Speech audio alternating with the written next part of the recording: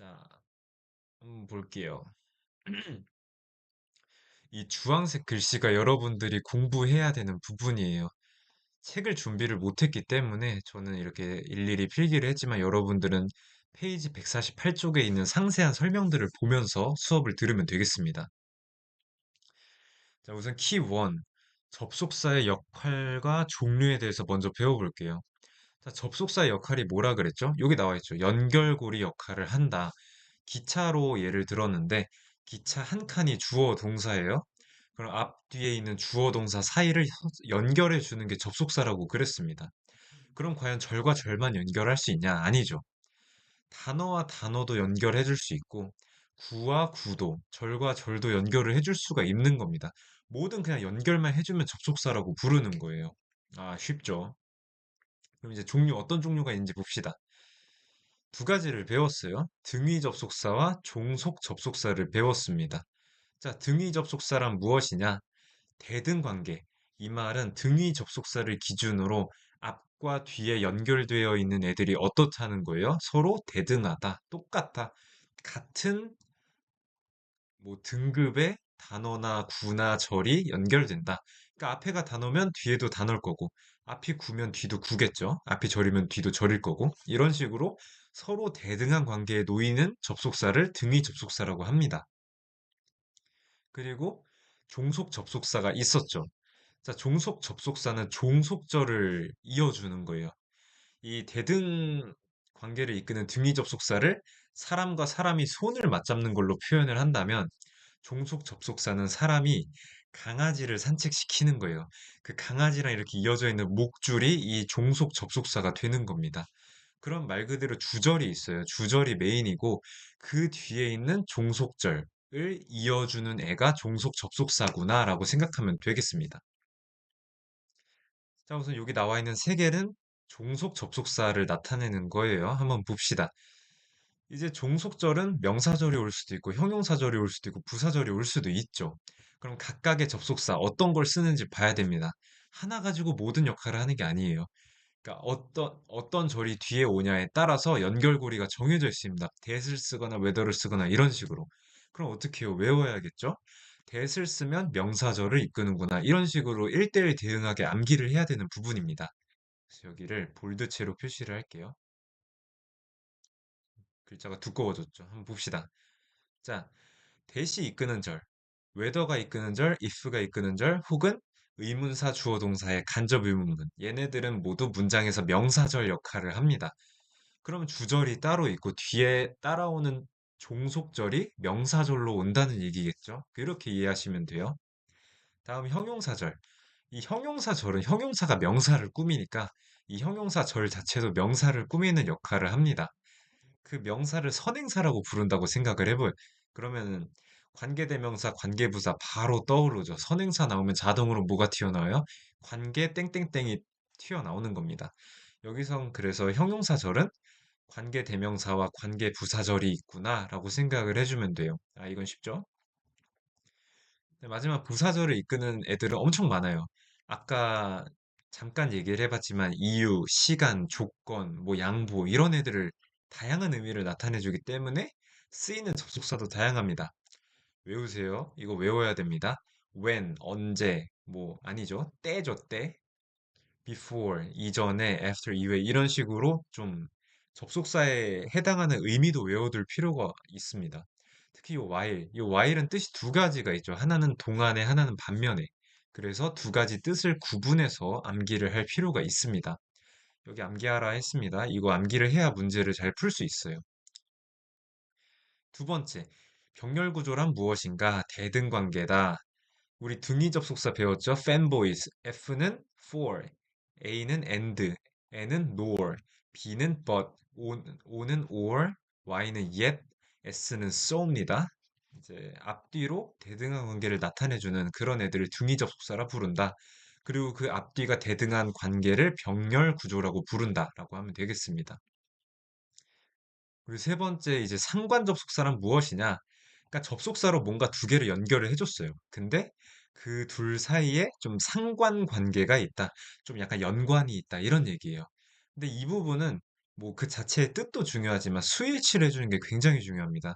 수를 어디다가 맞추냐가 중요하고 이게 이제 문제에서 이제 잘 나오는 부분이에요. 잘 물어보는 부분이에요, 문제에서. 한번 봅시다. both A and B. 얘는 A와 B 둘 다란 얘기예요. 둘 다기 때문에 일단 절대 한 개는 아니죠. 그럼 복수겠죠. 그래서 both A and B는 수일치할 때 간단하게 그냥 A랑 B를 묶어서 아 복수구나 하고 복수 취급을 해주면 됩니다. 밑에 봅시다. 뭐야. Not only A but also B 뜻이 뭐였죠? A뿐만 아니라 B도라는 얘기죠. 결국에 A 플러스 B를 얘기합니다.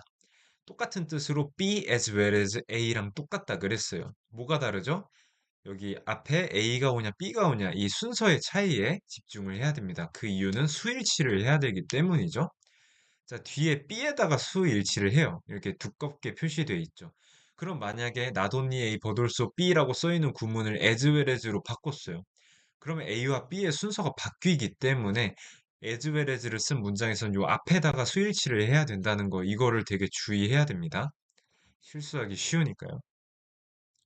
그 다음에 either A or B 혹은 neither A nor B 얘네들도 마찬가지로 B에다가 수일치를 시켜줍니다. 얘는 좀 간단하죠. 그래서 뜻은 각각 A와 B 둘 중 하나라는 뜻이고 얘는 A와 B 둘 다 아니다라는 뜻이에요. neither 앞에 n이 붙었죠. 이거 not이란 뜻이라고 했죠.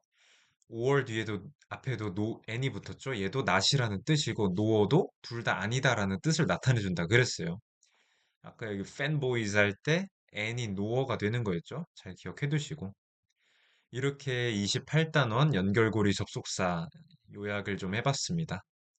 다음 이제 152쪽 명사 자리에 오는 절로 넘어가 볼게요. 자, 명사 자리에 뭐가 오겠어요? 명사가 오겠죠. 그렇기 때문에 명사 자리에 절이 왔다라고 하면 그 절은 명사 역할을 하는 겁니다. 그래서 명사절이라고 부르는 거예요. 그럼 이 명사절의 구조는 무엇이냐? 접속사, 주어, 동사, 그냥 우리가 맨날 보는 형태예요. 얘가 명사 역할을 하겠다라는 얘기입니다. 그러니까 명사 취급을 해주고, 그럼 명사는 문장에서 어떤 역할을 해요? 주어, 목적어, 보어 역할을 하죠. 그래서 명사절은 문장에 끼어들어 가면은 주목보 역할을 합니다. 두 번째, 명사절을 이끄는 접속사 어떤 것들이 있는지 역할, 해석 한번 살펴봅시다. 제일 먼저 대절이 있었죠? 대절이 이끄는 애는 명사절이에요. 해석은 뭐뭐 하는 것이었고 문장에서 주목보 역할을 합니다. 간단하죠? 웨더절, 웨더는 뜻이 인지 아닌지니까 웨더절인지 아닌지, 웨더 주어 동사라고 하면 주어가 동사 한지 아닌 안 한지 이런 식으로 해석을 하면 되겠습니다. 얘도 문장에서 주목보 역할을 하고요.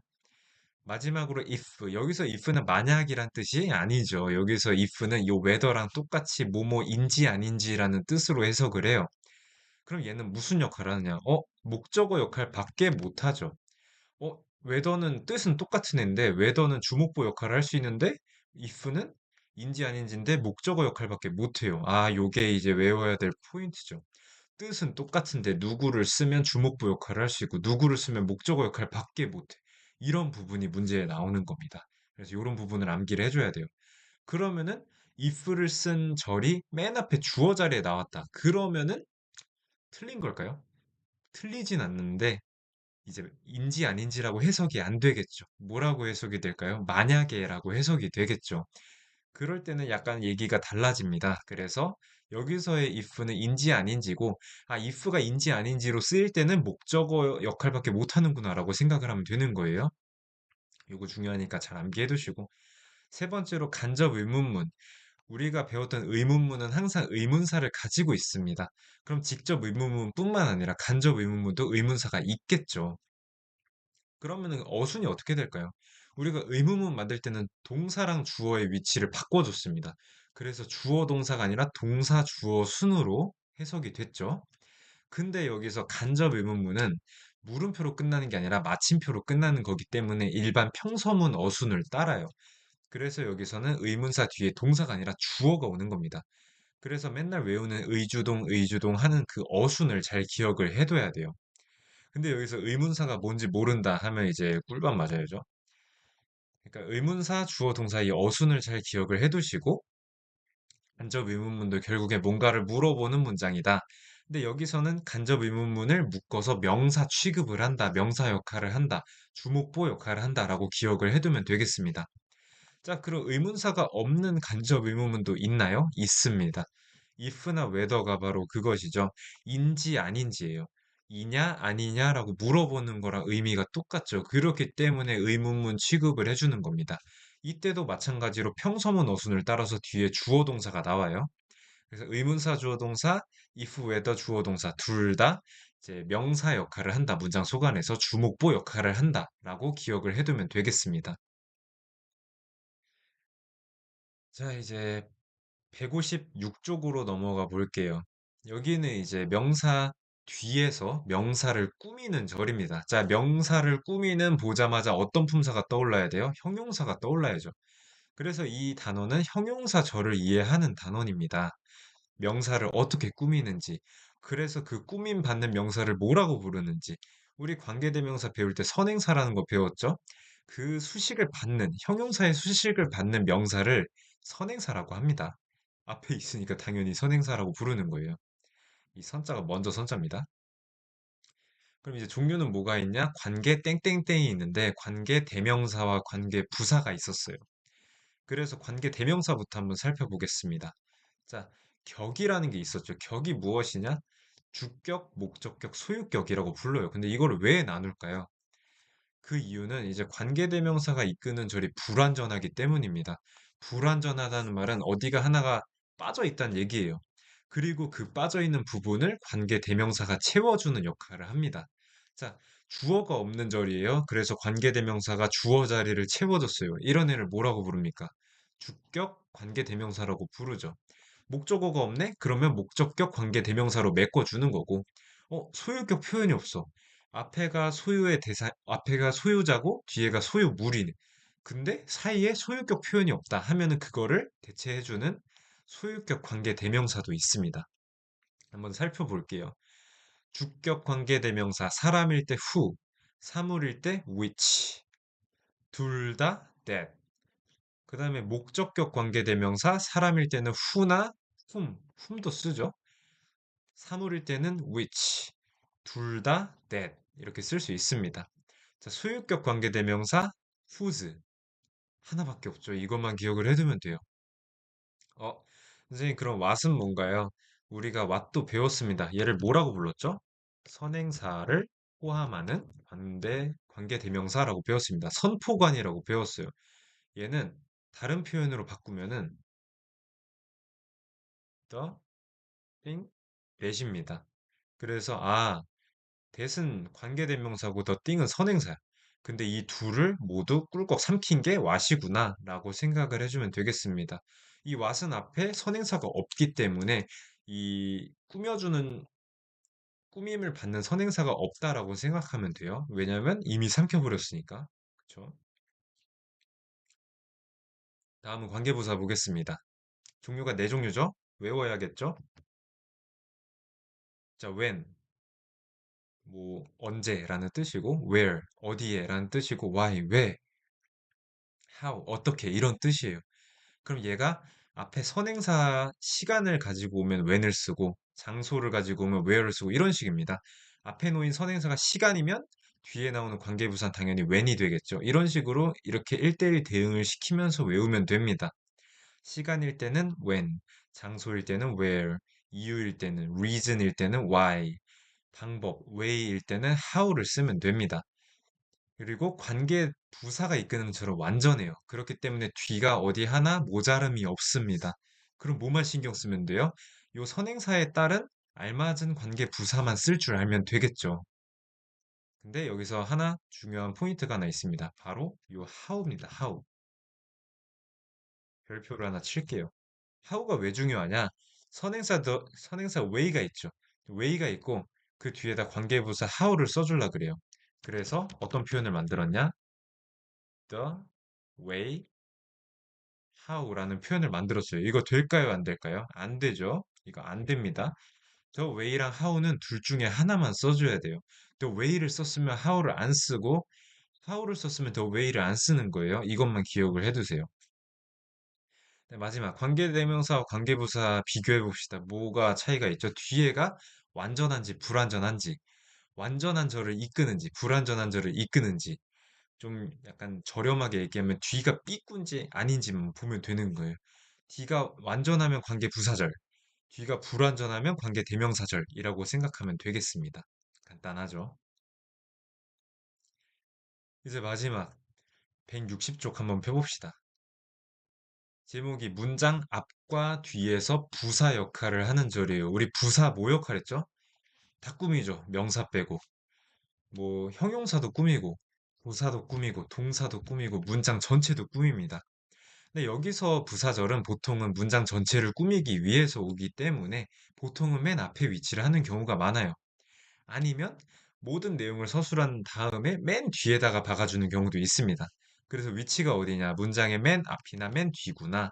그래서 나머지 문장 전체를 꾸며주는 부사 역할을 한다라고 기억하면 되겠습니다. 뭐 구조는 똑같이 접속사 주어 동사고요. 자, 이제 성격. 이게 중요한데 어떤 의미를 나타내 주냐? 시간을 나타내거나 조건을 나타내거나 이렇게 이유를 나타내거나 양보를 나타내요.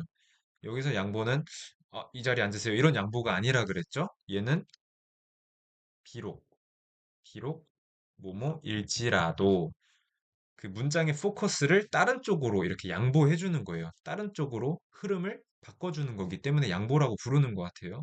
그래서 양보라는 말이 조금 애매하면 대조라고 해도 됩니다. 그래서 이렇게 네 가지 성격을 가지고 있고 우리가 알고 있는 이 접속사 주어 동사 이게 만약에 부사절이다라고 하면은 우리가 분사 구문으로 만들 수 있는 것도 배웠어요. 왜 분사 구문으로 만드느냐? 이것도 설명했죠? 복문을 단문으로 바꿔주는 겁니다.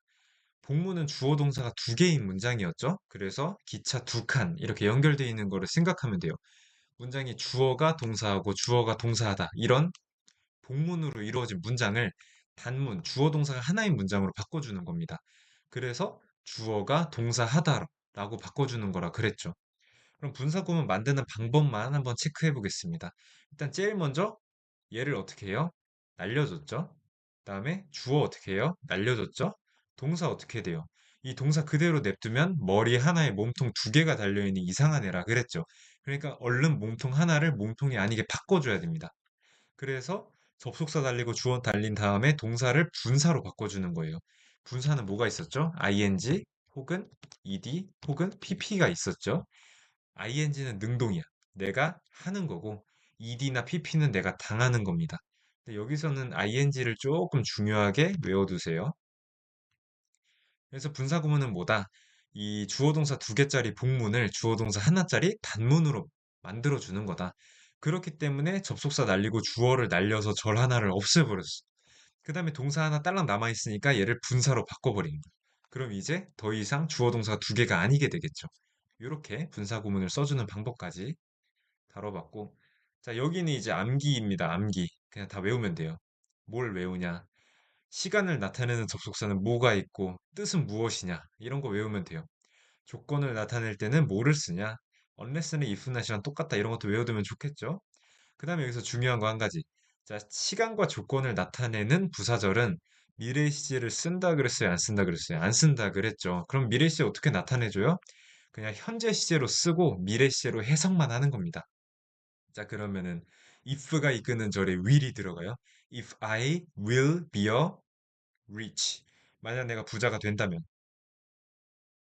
will 안 쓴다 그랬습니다. 그래서 if I become a rich 해가지고 become 이렇게 현재 시제를 써줬죠. 이렇게 현재 시제로 써. 일단 그 다음에 미래 시제로 해석만 하는 겁니다. 요게 조금 포인트였어요. 그래서 접속사 뭐 있냐 외워두고 의미 외워두고 현재 시제 안 쓰는 아니 미래 시제 안 쓰는구나 요 정도만 외워두면 돼요. 다음, 이제 마지막, 이유와 양보를 나타내는 부사절. 이것도 똑같아요. 그냥 암기하면 됩니다. 대신에 이제 양보대조는 조금 쉽죠? 요 네 개가 한 세트라 그랬어요. 다 비록 뭐뭐일지라도라는 뜻이에요. though, although, even though, even if. 그리고 even if랑 나머지 세 개의 차이도 알려줬습니다. 현실성이 있냐 없냐 그 차이라 그랬죠. 그리고 마지막 while. 여기서 while은 동안일까요? 반면일까요? 반면이겠죠. 동안에는 뭔가 기간을 나타내는 거니까 차라리 들어가면 여기 들어갔겠지. 여기에 있는 양보대조의 Y는 반면에라는 뜻입니다. 반면에 하면서 흐름을 바꿔주는 거예요. 되셨죠?